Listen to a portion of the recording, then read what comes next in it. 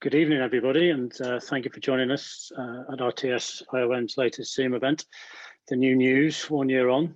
I'm John Quayle, and we'd hoped to be one of the first regions of the RTS to hold actual physical events again, but lockdown 3 has put paid to all of that. On the plus side, it does mean that we can be joined by all our members and friends from across the UK and Ireland. It also gives me an opportunity to give a little plug for the Royal Television Society, especially those joining us for the first time, which, if you aren't aware, is an educational charity encouraging and celebrating the world of television and all related fields. We're open to anybody interested in TV and visual media, and you don't have to be in the industry. And you can sign up to join us at our website, rts.org.uk. If you're a student or know a student who's interested in media, then membership is free, and there's a huge amount of wonderful information on the site to help with your during your courses. Otherwise, there's a small joining fee, and being a member enables you to join all the other events run by the other regions throughout the year, including the star-studded award events that are run to throughout. So the plug is over. So this event is just about 12 months after we had our first Zoom event, which was then about the new Isle of Man government live digital press conference. I think it's a first for the Isle of Man. Now, whilst numbers aren't officially released, some of the conferences have attracted many thousands of live viewers, and equally many thousands of opinions very liberally shared across all of social media, as I'm sure our panelists will shortly attest to. But even when the island came out of a lockdown, the conferences continued to be held digitally, sparking much debate and discussion. Ultimately, is this really the future of news delivery on the Isle of Man? So before I hand over to what I'm sure will be a lively debate, I'd like to thank all of the panelists for giving up their time this evening and to take part, and of course to our host, James Davis. Also, a very big thank you to for the sterling work behind the scenes by Megan at London HQ, along with a very talented Aisling, who is the treasurer of the RTS on the Isle of Man, and who's not only producing this event, but also has her hands firmly on the Zoom tour. And if I can just remind you that you are able to pose questions to the panel using the chat function in Zoom. And I'll now hand you over to James. Thanks, John. Good evening. It's been quite a year, hasn't it? And here we are, April the 7th. We had a heady 7 months in the Isle of Man, yet are now in our third lockdown, as John's just alluded to, following the initial one, and a circuit breaker in the new year. So throughout all of this, what is it like to be responsible for reporting on and bringing the news, the island news, to a wider audience during this period, not just during a global pandemic, but also predominantly digitally in many aspects as well? Lives have been lost tragically, our economy's been impacted upon, and some of the journalists of the day have embarked on a major critique of the performances of health officials, politicians, scientists, and rightly so. But what have the past 12 months been like from their perspective? How have they performed in their coverage? What did they get right? Did they make some of the same mistakes of which we all accuse leading prominent figures? On behalf of the Royal Television Society, the Isle of Man branch, it's great to be joined by a group of media colleagues, in many cases friends, I consider them, journalists, reporters, editors, who will all be answering your questions and reflecting on the past year over the next hour.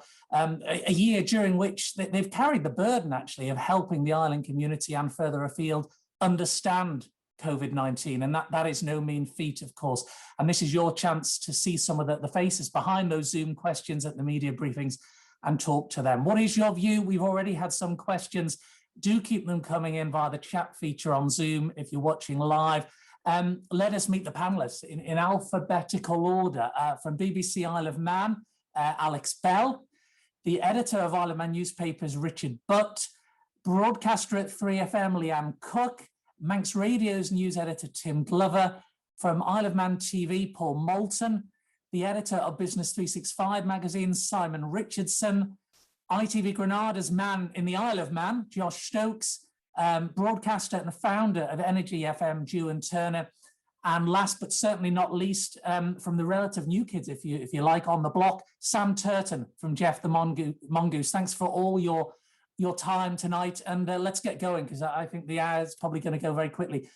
Let me begin by asking you, just before the questions are starting to come in, what have the past, I'll put this one to Richard Budd, if I may, if I can start with you. What have the past 12 months been like, Richard, for you working in the media? Because obviously it's been an incredible period in all our history. Yeah, I mean, there's been quite a lot to report while the pandemic's been going on, clearly, and we're currently all working from home. So we've had a new experience of actually the day-to-day way of working that we're having to do here, and that's pluses and minuses, more minuses, I think. In terms of commercially, which is a massive issue, if we are in the commercial media, advertising has dropped clearly, not as much as by many of the friends in the UK though, and that's had an impact on all sorts of stuff in terms of actually producing newspapers and making money from them, etc. So that's been a big pressure, which I will feel as a director of the company, but also as the editor of the newspaper, and that's meant we've had quite a struggle in all sorts of ways with it. Unmute, James. Thank you very much. Yes, Sam, I mentioned Jeff as being the new kid on the block there. How much has this pandemic helped raise the profile of your organisation? Because let's be honest, it's a good time to make a mark, really, and try and establish Jeff as a bit of a go-to platform for a wider audience. I think, obviously, I started the pandemic working for Richard at the start, and I'm at Jeff, so it's sort of gone from one side to the other on things. But I think that what the pandemic brought was a captive audience, in a sense, and people really wanted to get things understandably very quickly, but also sources that they could trust, which I think across the island we've managed really well as a group. But I think what set aside Jeff was a little bit that we took a bit of the informality out of it, and I think that's sort of really what's helped us. So more, the pandemic has obviously created this opportunity, but I think more the way that like Kate Hegarty and the seized it has really proven to be quite what has created the brand and helped it grow. Simon, has this period given particular media providers more relevance, do you think, than they perhaps normally would get on such a regular basis? I'm not sure really, James. I think what it has done, it's a fairly, obviously a very unique event that we're going through, and it's one of those, I suppose, one of those events where everybody, and this is quite unusual, wants the same outcome. We all basically want to get rid of the disease, and we also want, or to bring it under control. So in effect, we're all on the same side for this one, whether it's the journalists, the politicians and the general public. It's a fascinating topic because everybody globally has a view on how to get out of it. And it's certainly from a journalistic point of view, it's totally unique from my perspective, and having to do it from basically a spare bedroom has added a kind of surreal air to it. So I don't think I could probably compare it to anything. Whether it's made us more relevant or not, I'm not quite sure. We've all got different backdrops, haven't we? And that's been noticeable throughout the last 12 and a half months. And sometimes I've even found myself, when the health minister's been on, trying to sort of peer in and see what books he's got on his bookshelf and things like that. I mean, Alex Bell, what have you thought, if you don't mind me asking, of the not only the level of questioning at the media conferences, but the general format? In terms of the media conferences, James, it's been an unprecedented way, really, for the government to communicate with the public. I think while maybe in the past you could have criticised former administrations and maybe even this administration of not speaking with media as much as we'd like, I think we've almost reached a saturation point now where we can expect not just regular press briefings, but sometimes twice weekly press briefings, even when things flare up a bit, daily press briefings, and dare I say it, not too much new information between press briefings to elucidate upon. But it has undoubtedly been a useful tool, not just for the public to digest and absorb what is an ever-changing situation, but also for us as journalists, and occasionally when you host the public Q&A sessions, for journalists and the public to tap in and place a bit of crucial scrutiny, I would hope, on those people in power. You mentioned that, Alex, about perhaps you're a bit, not you personally, but the media sometimes are a bit fed up with trying to get something new, and vice versa. Some of the politicians are probably fed up of being asked. I mean, Josh, from a Granada perspective, I mean, you're media colleagues, but you're also competitors. So how do you get your questions to stand out from the rest at a time like this, and perhaps make a difference and get a line that everyone's looking for that stands out? I think largely it comes down to a lot of the time what place you come in the order of questions, because obviously we get the 2 questions. Sometimes you can be first on the list, sometimes you can be last. And as Al alluded to there, it's different content comes out of different press conferences. And a lot of the time you get a press conference where you know you're going to get an announcement where lockdown's going to change, or there's something you can question. And sometimes you get something where there hasn't really been much change. And that's the time where you kind of get under the skin a bit more and scrutinize a little bit more of decisions that have already been made. So it really depends on what press conference is going on at that time and what order you are on the list. But there is, what that does give us is an opportunity to scrutinize when there's time to scrutinize, and an opportunity to delve into new information when it comes out. Energy FM, they've not taken part in all the media conferences, Ewan, but I'm sure you've kept a close eye on proceedings. What you feel, what is it you feel, looking in both as a media man and a former politician, when you hear the questions being asked? What do you feel? The fact that some have already been answered, but also the way politicians react in those scenarios. Have you got a double hat on sometimes, seeing it from both sides? Yes, as people know me, I'm no particular apologist for the Isle of Man government. In fact, I'm probably one of the most critical of the lot.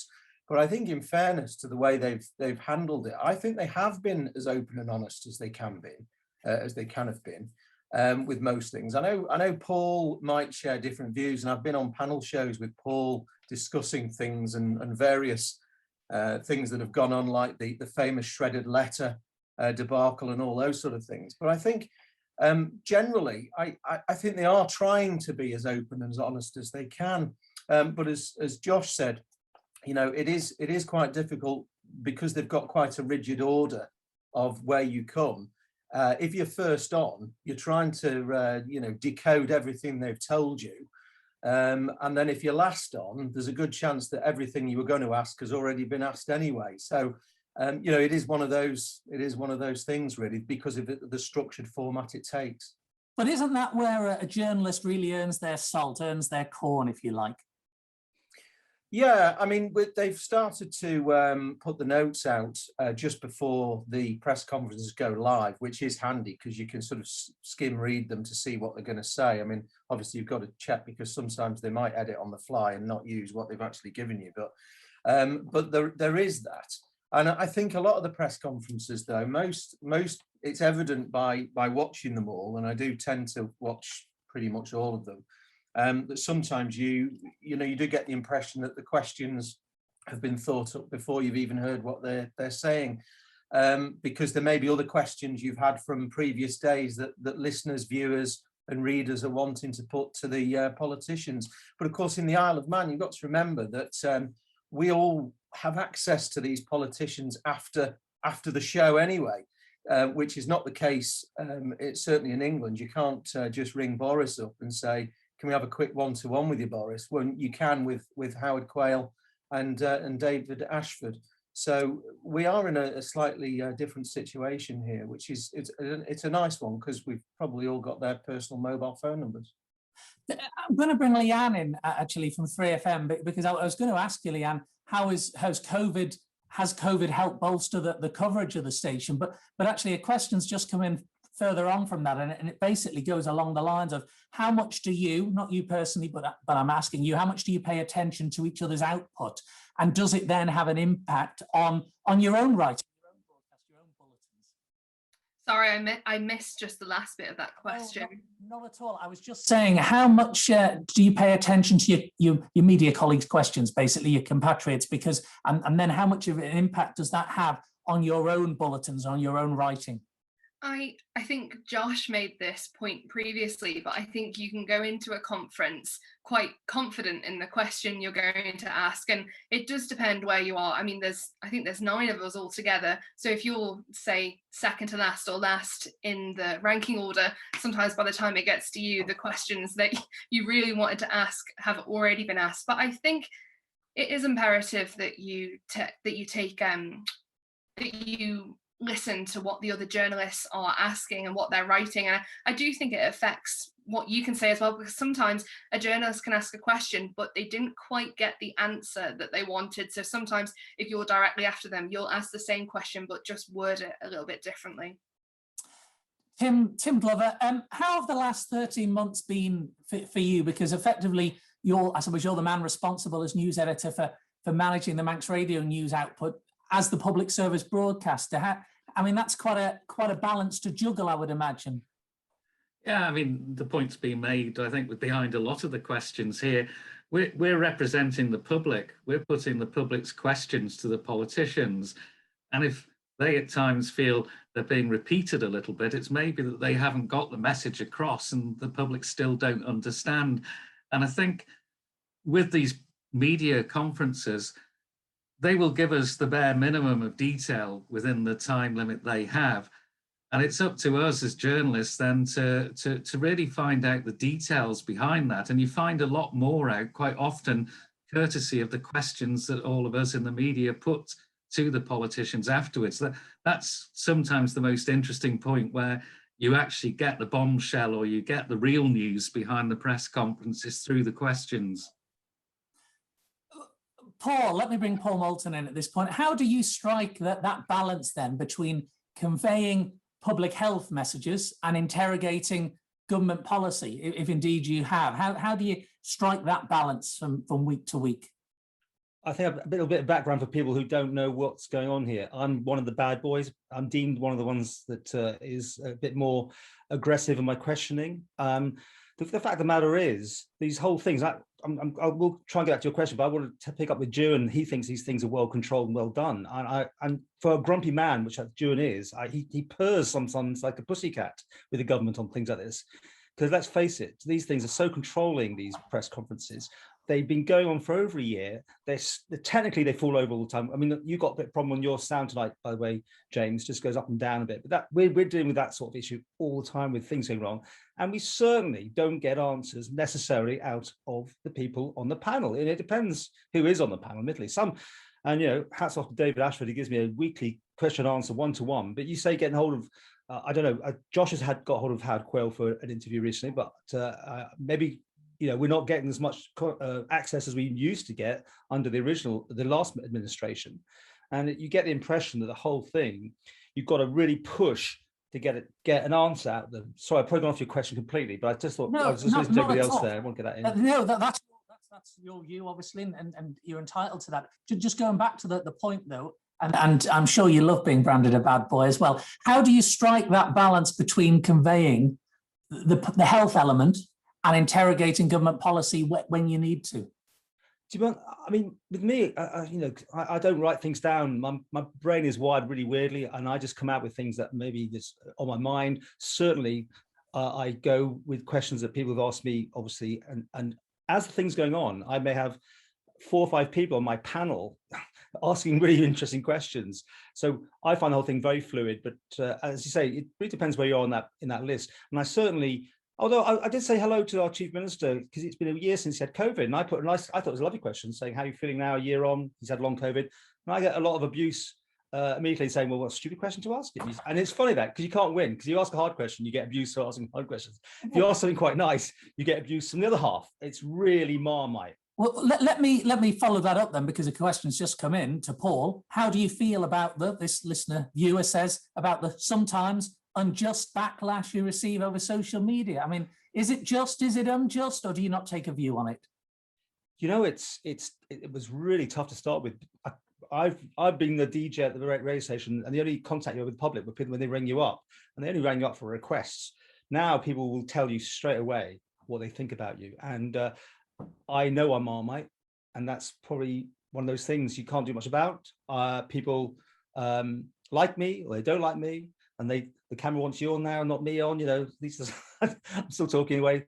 But yeah, it's tough. I suppose you've got to sort of live with it these days. You've got to try and just accept what goes on. But it cannot be pleasant when you read something really quite strange about you. And as I said, people make a perception, and it doesn't matter what you say, it won't change their view about you at all.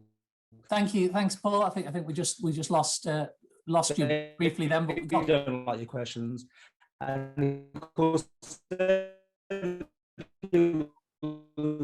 actually saying they come on the radio, on the phone, people go on the radio and say I never, spout out every question that was asked. So it's, people just take their views on it, and you cannot move them. They're very entrenched.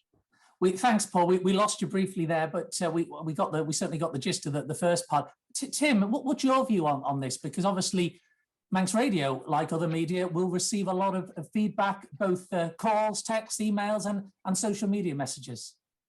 I think there's a little bit more to what Paul was saying. I think initially public opinion was very much with the government. We got out of the lockdown. We enjoyed the summer. People were happy with what was going on. We then had the blip around New Year.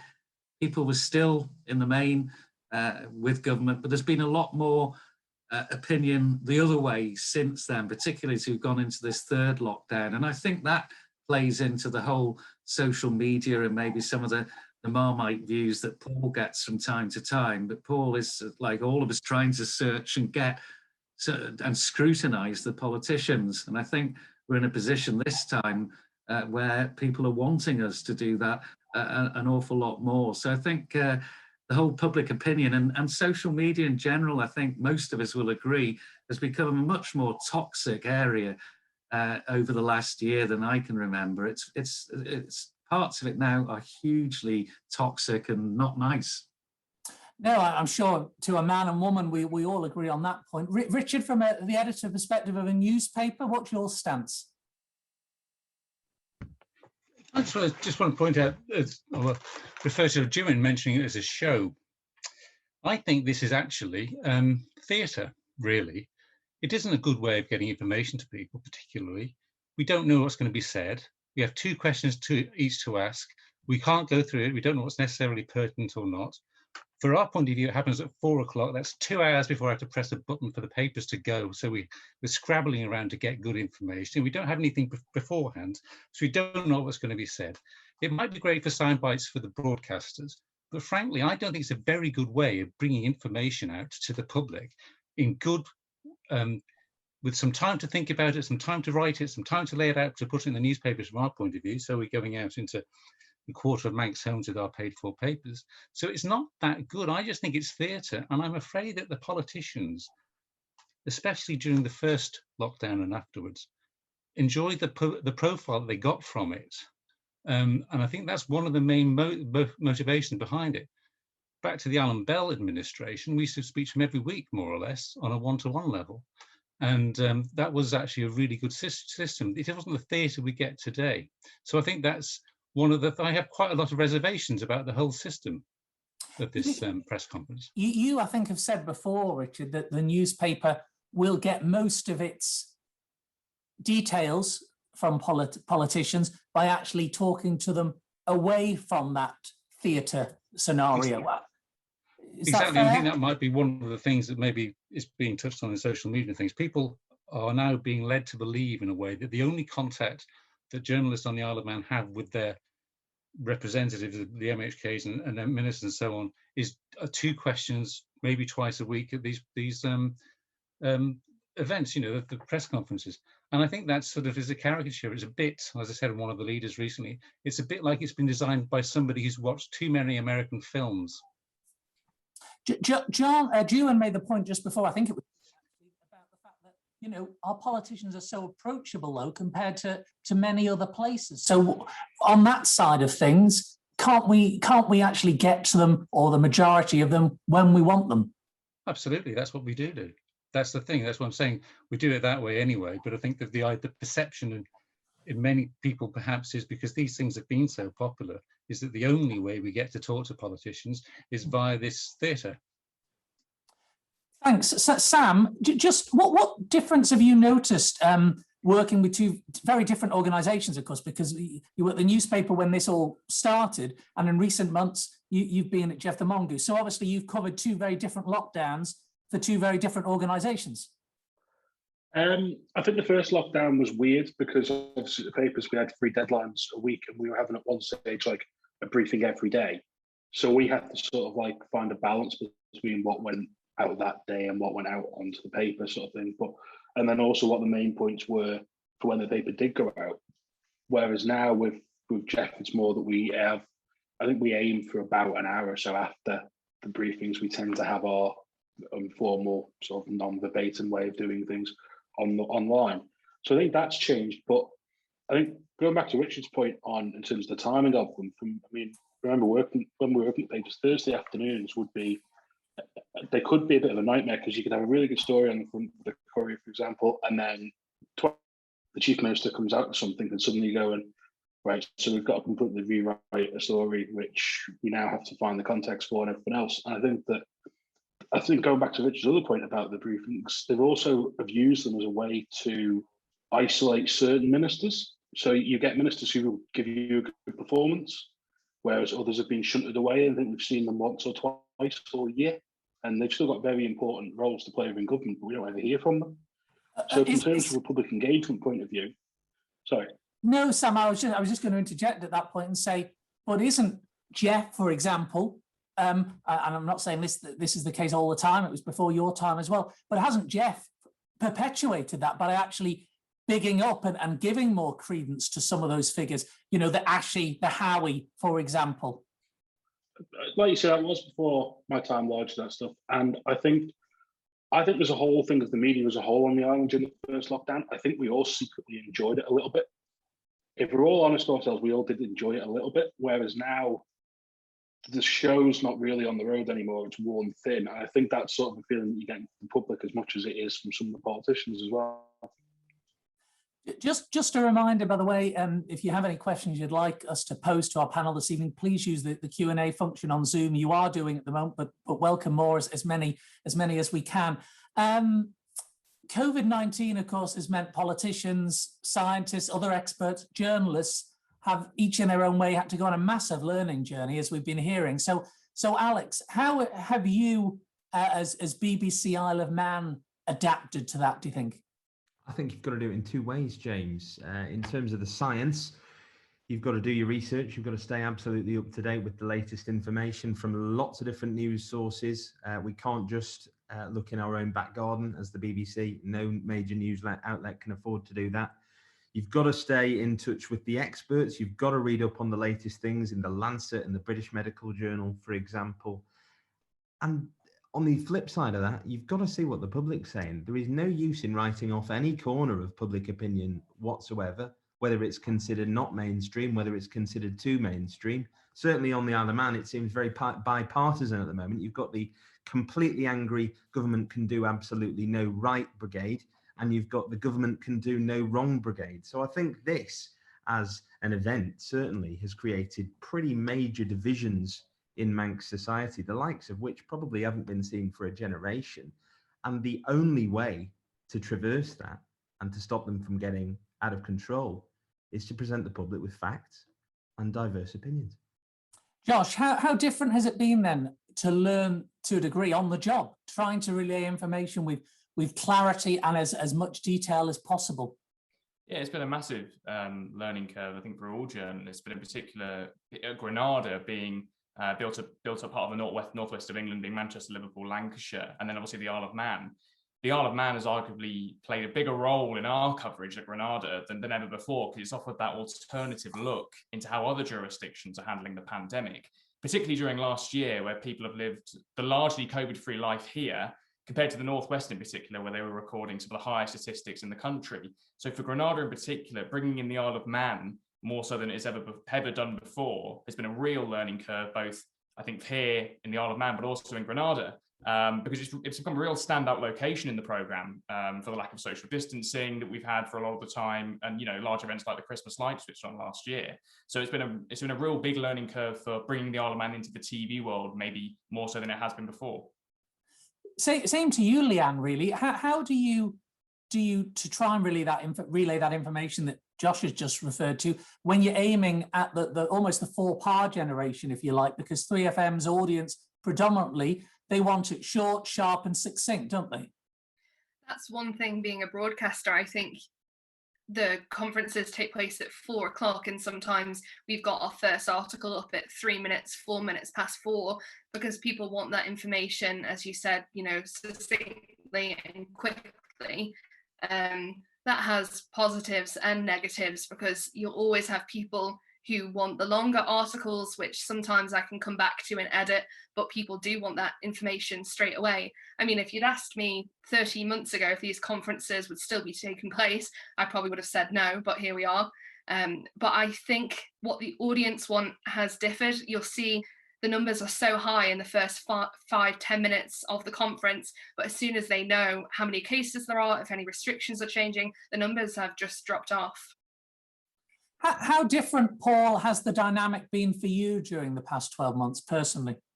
Okay, first of all, the numbers are not dropping off like the Chief Minister's saying. He was making a big thing saying they listen to him, and then everyone literally goes and makes a cup of tea. And many people have put online it's a gradual decline, and everything gets that. Everyone goes for a headline thing on the hour, and then they will maybe drift away. So that's really important. Sorry, and your question? No, not at all. I know that there's very different stables on the level of fall after that initial statement and the figures for the day. No, I was just asking you, Paul, how different has the dynamic been for you personally over the last year or so? I kind of find the whole thing is, well, we've got a certain routine. Literally, this gang is together most of the time. So we twice a week now we have a pre-chat at 5-2 playing, guess what we're going to hear today sort of thing.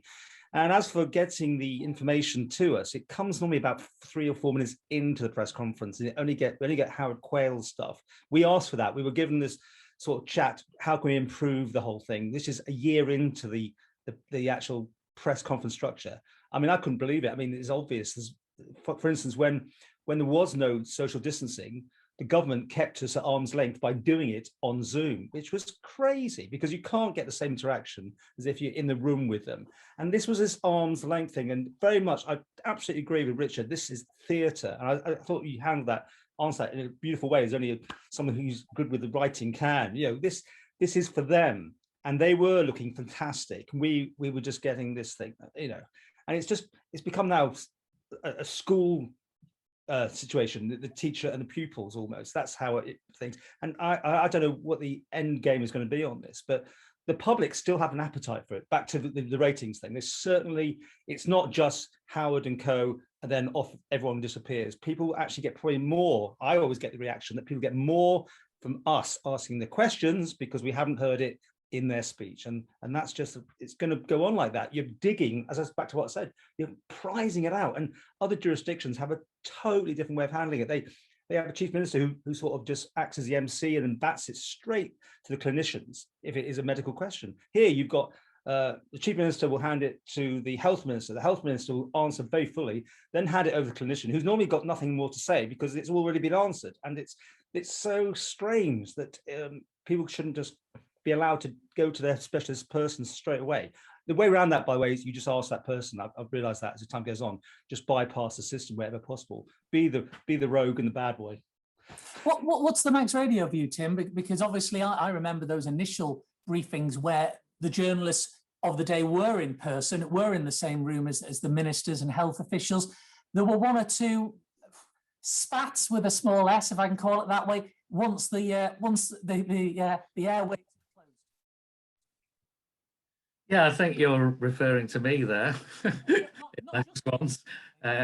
We did have a little exchange, but I mean, these things aren't tea parties, are they? The journalists are asking serious questions and trying to get answers. And I emphasize trying to get answers. Just on the point about the listening figures, we've got a little tail off at the start, but actually during the questions, there isn't a fall off at all. And we've also got a listening audience on the radio, and that isn't going down at all. There's definitely a public appetite there for this. Whether this format's the right thing, well, in the terms of a lockdown, perhaps, but during a non-lockdown period, and we had a long time over the summer months, I think this was being used as a vehicle for government to say they were supporting 2 other businesses who'd lost income. So that's the reason I think it continued as this format. But you do get more out of the face-to-face exchange. And yes, obviously, just that public perception. We do talk to politicians on the phone and off the record quite a lot as well, but we don't just get 2 questions a week or a press briefing. Briefings. Alex Bell, what's the BBC's viewpoint on this?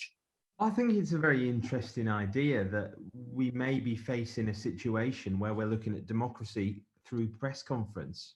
I mean, it's great, isn't it, that leaders can connect with the people who are ultimately going to vote them into power and the people who serve them. But don't forget what a powerful tool this can be for politicians. Let's not forget the power which comes with breeding an effective cult of personality, if that's maybe a little bit too strong. Leaders are in the position of power in these press conferences. You know, they can present a scripted version of events. They can control what's said, what's not said. They can control to a degree what's asked. They can pass the buck. They can choose which faces and voices appear with them to support them. We just have to bear that in mind. But then on the flip side, it's a fantastic resource to get information straight from them, straight from the horse's mouth, beamed into our own brains via the internet. Brilliant. It'll be a supremely powerful tool for democracy, but it just needs to be presented as that, a tool, rather than an instrument of politics. So thanks, Alex. So Richard, you've used this sort of the theatre analogy. I don't know if it's more of the Colosseum or more the Church Hall Mortea, please, Vicar. But how do you see it in terms of? I mean, this listener says that the media conferences have lost direction, more of a pantomime than the theatre referred to. I mean, has COVID-19 needed a different type of journalism? I suppose that we are, as we heard before, you know, we do need to keep abreast of what was being reported elsewhere and a bit more about the medicine and so on. We can't be experts on these things. What do I know about viruses really? It's what I read up and so on. I haven't got very much more knowledge, if any, from any of our readers, I don't think. So it is complicated in that way. I think going back to the pantomime or whatever, I think there is, unfortunately, a feeling of a gladiatorial sort of event when some questions are being asked. It's almost, I can get the better of you, you can get the better of me type of thing. And I think that doesn't actually generate very much light. It just generates heat, as we've said before. It doesn't actually bring very much information to people. It becomes an emotional response that actually is part of a show rather than any way of actually bringing about information that's useful to the public at large. So so what have you made of the tone of some of the questions then over the past 12 months? Is what you're saying, have they always added journalistic value? Not necessarily, I don't suppose. There've been interesting things there and good questions by a lot, you know.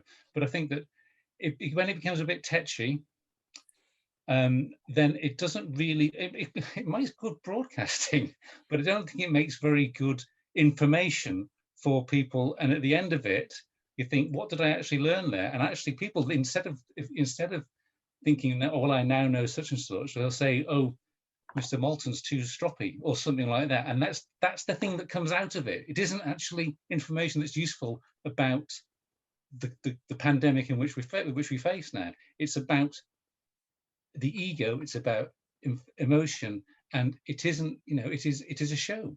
It's not a press conference in that way. So Ewan, then, how much would you agree that the government has had a difficult or a sour relationship with media outlets since the briefing started? Well, I think that it's been up and down, hasn't it? I mean, one of the very early ones, I think it was Tim that upset them when we were all turning up to the Barul suite at Government Office every day before they went online.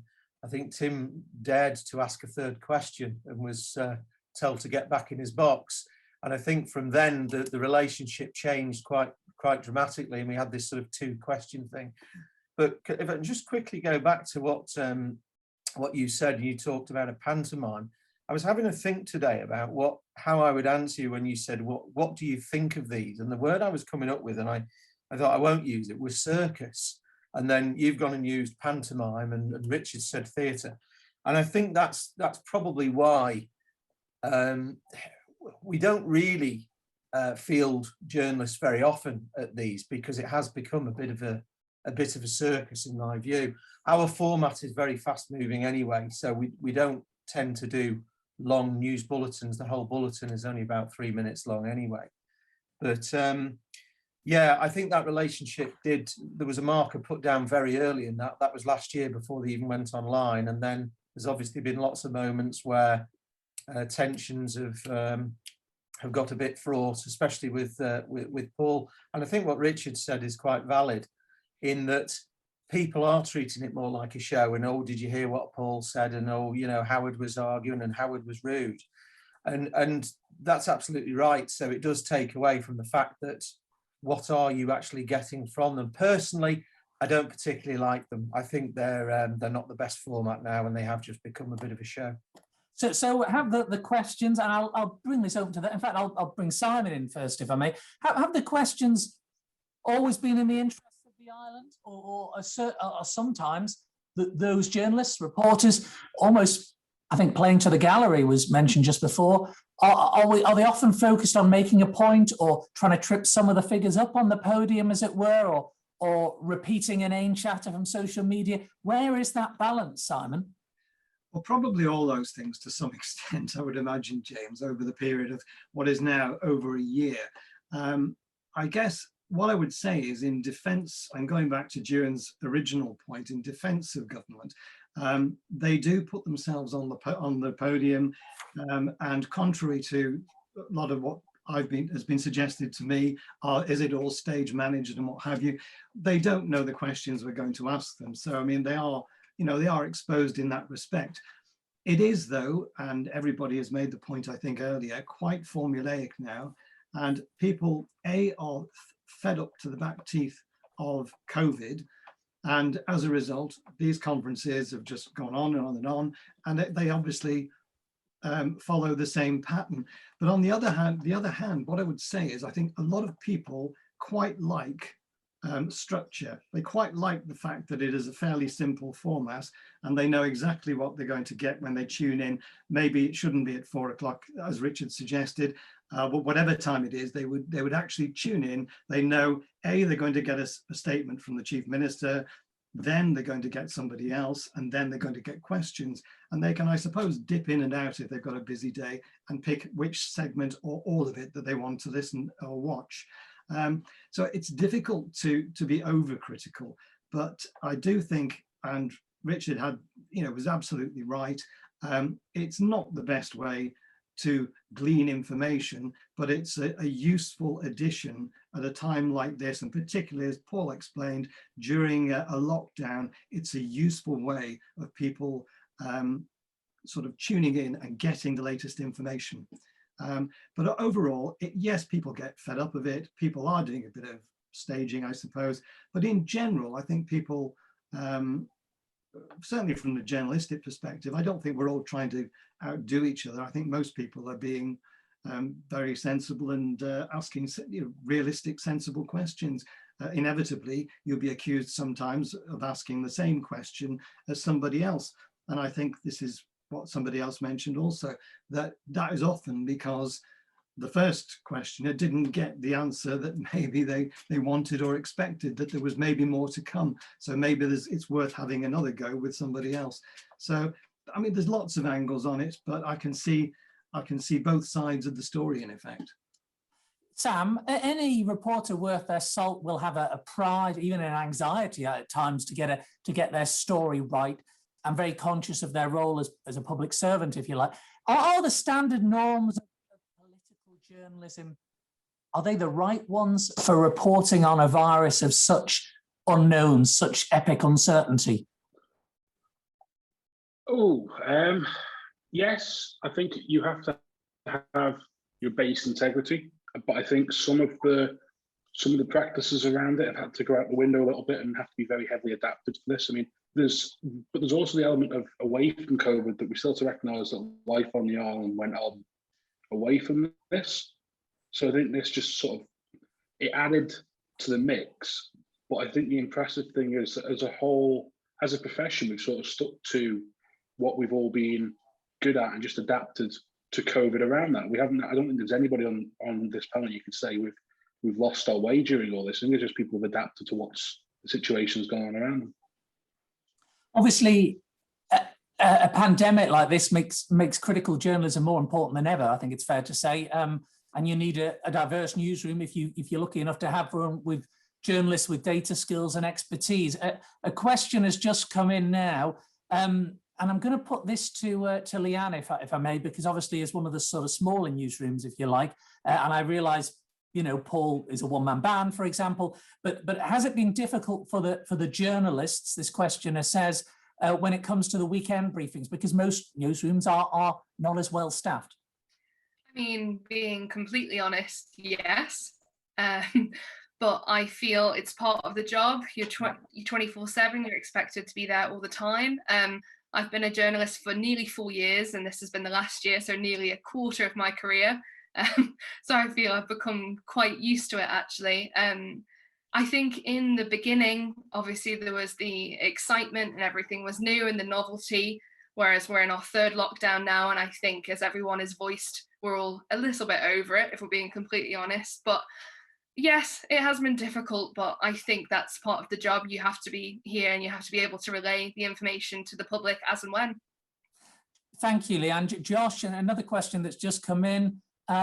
With an election looming, how do you ensure as journalists that the politicians don't use the media conference as an open method of electioneering, of course, which can potentially give them a big advantage over other candidates? I think it's a really great point, because as we mentioned before, you are seeing the same faces pop up week on week, talking to the public in a great forum and a great format. So it is a real issue there, and I think it comes down to all candidates and people putting themselves up and accepting that we're going to come to them and ask for comment and coming forward with that comment. I think it also comes down to government a little bit as well to vary the speakers we're getting and also make them not just ministers a lot of the time. I mean, a lot of the times over the last 12 months, we've asked for different voices to come forward from different places. I know we had Gary Roberts come forward as well, talking about the police situation, and that was really useful, and other voices like that. So I think it comes down to both sides to kind of strike that balance. But it's a really important point, a really great point as we move forward to the election. And another one that's just come in from a punter. Paul, I'll put this one to you. You're filtering, not personally, through public information supplied to you by government spokespeople, medical experts, and so on. The question is, to what extent do you consciously weigh up your own responsibility to strike a balance between alarming the public and persuading them of the seriousness of the situation? Well, it doesn't matter what I say, and probably others as well. It will alarm somebody somewhere, because when we had those 2 unexplained cases break out on that Saturday morning, I put a tweet up about it hours before the government actually went with it. The amount of backlash I was getting, how dare you upset me? Or, you know, the whole of my, the shop had gone to panic because you said there might be 2 cases out there. And I was correct, but it doesn't, you know, it doesn't matter what you do. And question wise, you know, I'm driven anyway by, I don't get money. You know, a lot of other people have. You always think, well, you know, they're taking advertising off the government, whatever happens, and therefore you might think it might affect their questioning. Whereas I'm independent in that sense. And the other thing about, if I go back on people thinking they hear the same questions sometimes, is because not every organisation can field the same person to the press conferences. And because I go to all of them, you can literally hear the same question come up again because it's somebody that wasn't at the previous one. And then that perception is just thrown around that all the journalists are asking the same questions over and over again. You can't win. Well, in that case, let me put the same question over and over again. First to Dewan and then to Josh. Dewan. Yeah, interesting. You were saying, Paul was just saying there about, you know, alarming. We get a lot of people complain because they read the headline, but they can't be bothered to then read the story. So they then accuse the media of being alarmist because, you know, you can only put the headline in. So it might be something as simple as 1 new COVID case, okay? But what they haven't read is that the new case is somebody who's travelled to the island or is, you know, living with a family who's already got it. It's almost like they want the entire story putting into the headline, and we're getting quite a high level of abuse now. And I think it's the social media era that's doing this, where they're not quite understanding that the headline is just a headline. You've got to read a headline in conjunction with the actual facts of the story. And I don't know whether I saw a few of the others nodding there. So obviously we're all getting the same complaints from people, which maybe we're all doing something right, or maybe we're all doing something wrong. I don't know. But these days, with the way people are reading stories and the number of times you see people quoting things on social media when clearly they haven't read the actual story. They've read one line and gone off repeating something completely different. So it's quite interesting how people are spreading, you know, we call it the fake news. It's because people aren't actually reading the stories. I was going to come to Josh as a point in a moment, but Richard, I'm just going to go to Richard first because I could see his thumb going up. This is an, you know, for somebody who's been involved with newspapers for 30 years or so, this is an age-old issue, isn't it? It is age-old, but I do feel that people's attention spans seem to have shrunk. I think mine has. I mean, I watched TV shows I used to watch 30 years ago. I think the most fantastic thing, like, oh, it's so slow. Why is it so slow? I think that might be the internet. It might be other calls on our time and things like that. But definitely, people will see a headline or you know, on our Facebook outlets for our newspapers, particularly, they'll just read the headline on there and they'll quotes after quotes after quotes about people talking about how about whatever the thing is, and all they've read is 7 words. How can they possibly know what is going on? And I just despair. I think, how can I reach out to these people if they can't be bothered to even click and actually look at the story before commenting? Josh, I think you had an earlier point to add. Yeah, just very quickly on striking the balance around public interaction and their criticism of the media. I think particularly in the Isle of Man, it's about going back to the purpose of the media. We're here to inform the public about changes to rules and announcements during COVID. We're here to represent the public and ask questions that they want to hear about. And we're also there to challenge and question the rules and looking into why certain decisions have been made. At the end of the day, we're just doing our job. It doesn't have to be personal. It doesn't have to get who's asked what. That is our job at the end of the day. And I think that it all comes back to that in the end. That's that simplicity kind of putting that point forward. And I think that's what a lot of people forget, perhaps, that don't work within this environment. And that's why it's good to do stuff like this to get that point across. Just doing your job, Tim.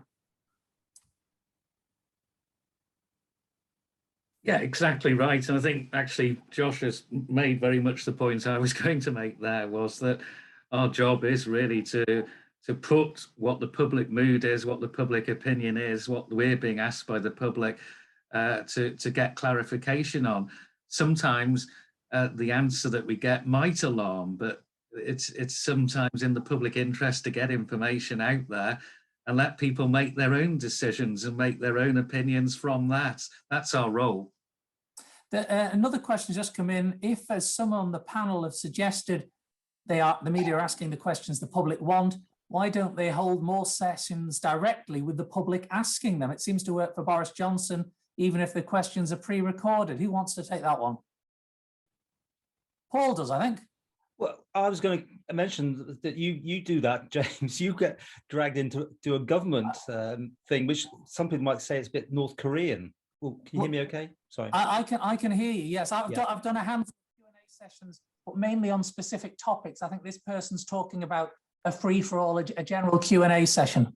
Well, you did. There were some at one stage. I mean, everyone's got a question until you ask them to go in front of a camera, and then necessarily they don't want to do it. And that's what you were doing on their behalf, weren't you? Really, you were taking whatever the subject matter was. You took the questions in because you can't necessarily get people who want to appear. But you know, back to my point, which going off on this thing, it's a very dangerous line. I think that the government get too involved in making their own telly and their own news.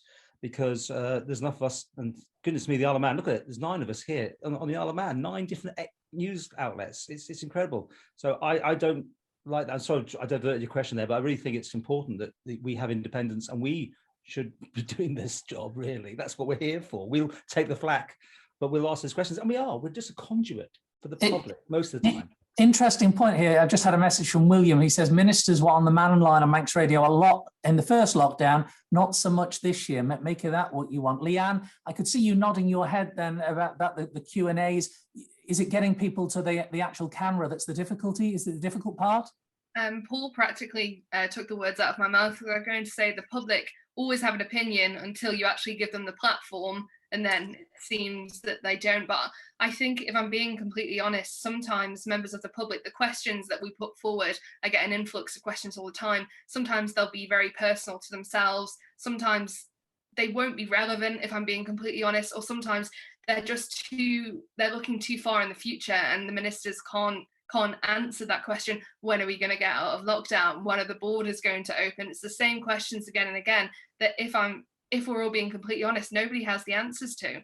Well, it's interesting you say that because there's a demand for certainty when there isn't any, a clamour for answers which do not yet exist. I mean, does that make your job harder in some ways, Sam Turton? Because there's a kind of moral certainty in some of the questions we hear, but it feels misplaced.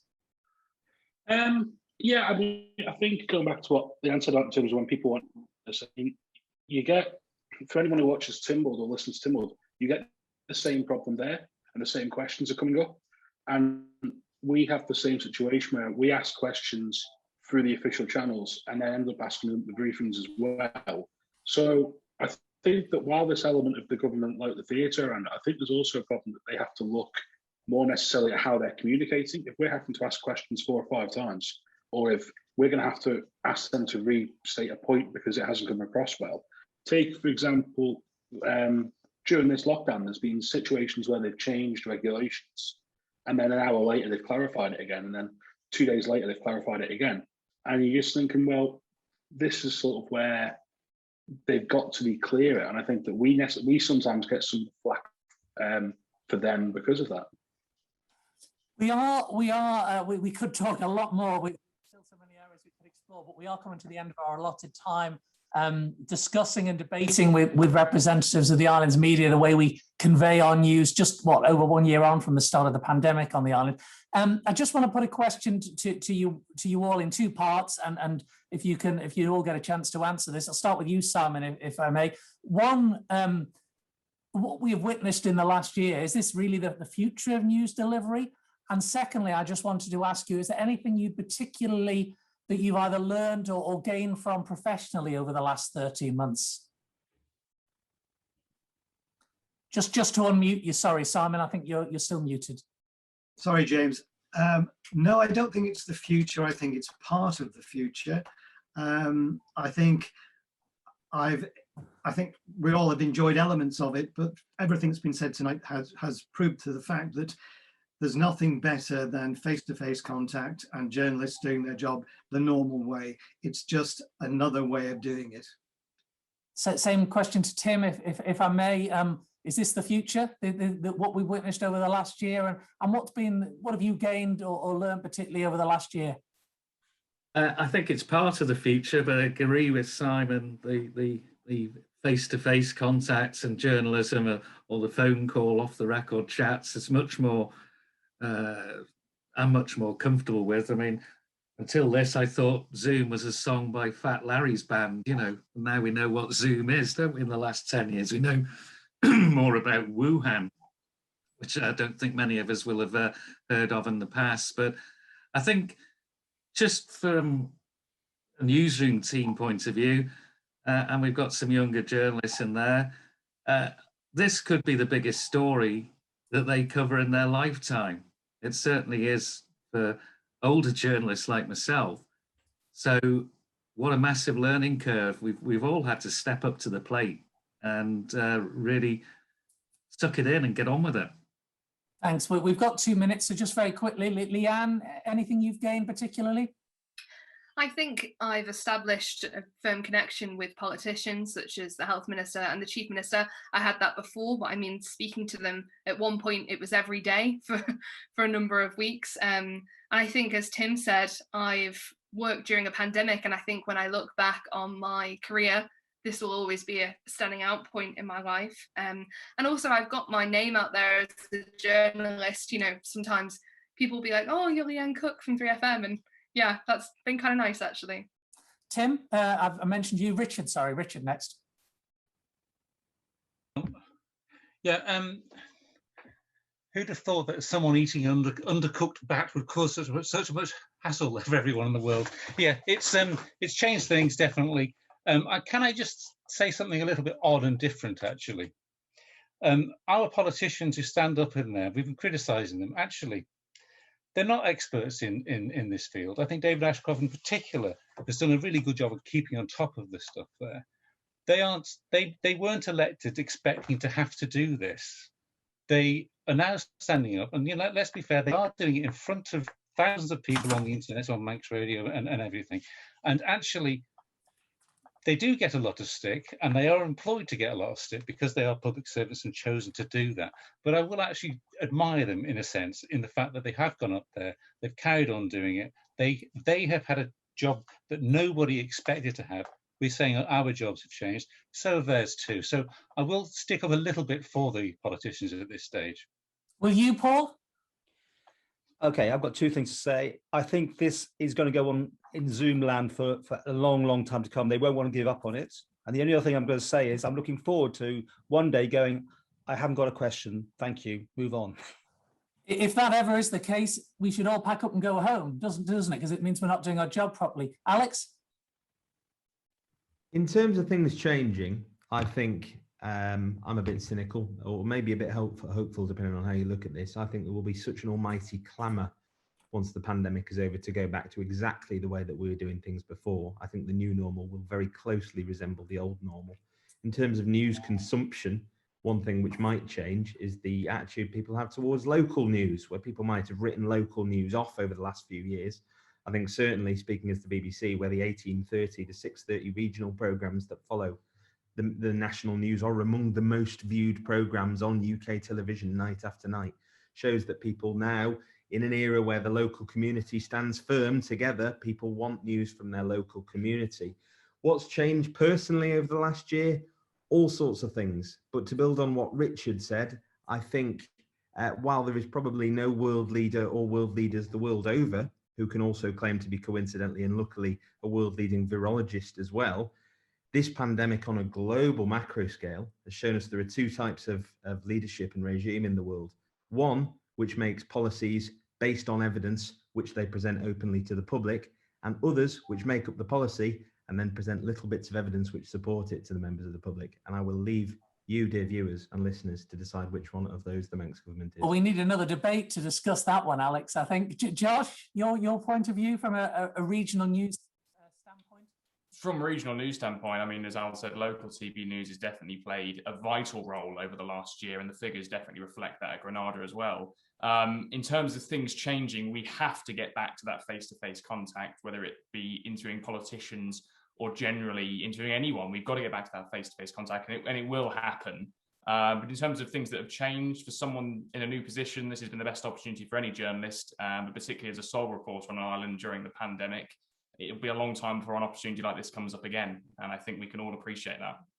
You'll remember your time in the Isle of Man, I'm sure. Sam, a final word from you?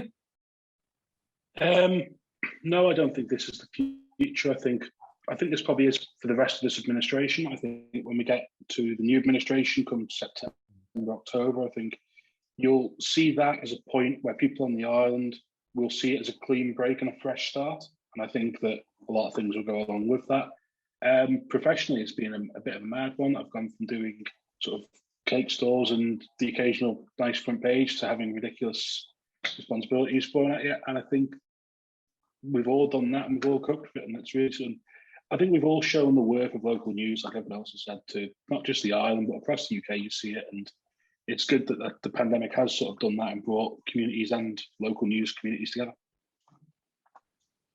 And finally, last but certainly not least, Ewan, who'd have thought we'd have been in this position 12 months ago that we are? But it certainly made some of the island's journalists and broadcasters, perhaps it's given them raise their profile as well. But is there anything particularly that you've learned or something you'd like to see implemented that would make your life easier going forward?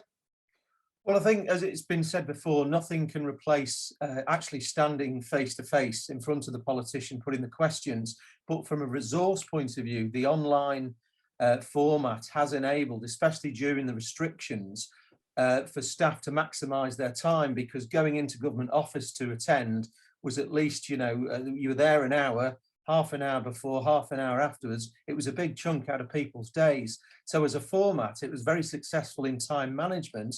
But obviously, as has been said numerous times, it's a method of doing it. But thankfully, in the Isle of Man, as I said before, we have very good access to these people anyway. So it certainly won't replace the face-to-face interviews that we will all no doubt continue to do.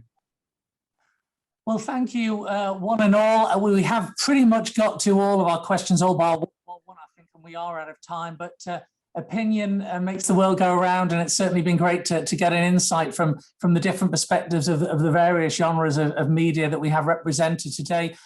For being part of this panel discussion, thank you, Sam Turton, Josh Stokes, Simon Richardson, Paul Moulton, Tim Glover, Leanne Cook, Richard Butt, and Alex Bell. It's been great to catch up, and as I said, lots more could be said perhaps another time. And just on behalf of the Royal Television Society, by the way, rts.org.uk is the website. The membership's open to anyone. There are a number of benefits. So if you're interested, do go to that page and go to the membership. Good evening, one and all. Thanks again. All stay safe, and goodbye.